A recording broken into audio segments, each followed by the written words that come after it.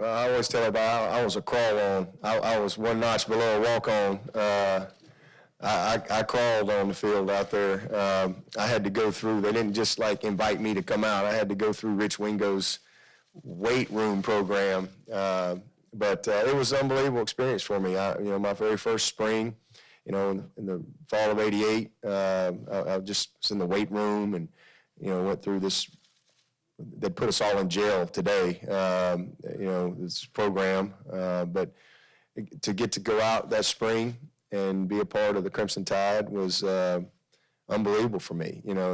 Grew up in a small town, and I was the first one to go off to college, and it was, I was one of those kids that watched the Bear Bryant show every Sunday, and every time Alabama was on or on the radio, I was listening. Fight you in school if you talk bad about them, and so it was surreal for me to finally be in the room and to be introduced to the team, and guys that I went on to be teammates with and great friends with to this day. And so at the time, I just wanted to be on the team, and then I just wanted to gain some respect.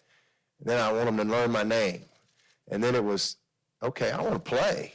And, I want to get a scholarship. And so it just kind of went from there. And it was an incredible journey for me to be a national champion my senior year.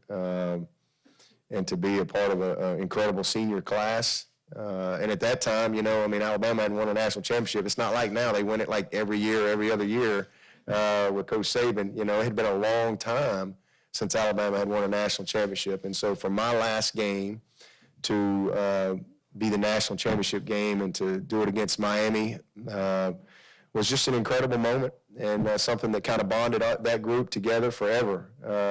It's amazing. I had a few of those guys on my staff that were teammates, and a couple of the coaches that were on that staff.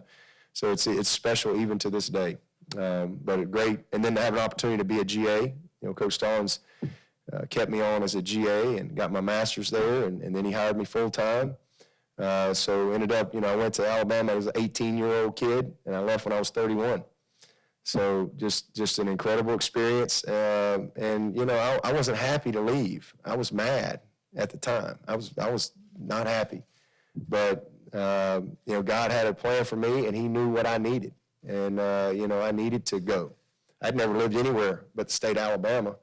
And to have to pack up my family and move to South Carolina and to Clemson, it was great for my family. And the grandparents didn't like me very much, taking all the kids away, but it was a great opportunity to kind of have a new chapter and learn different things and be exposed to different things. And now I just finished my 14th year at Clemson, so it's been a blessing all the way through.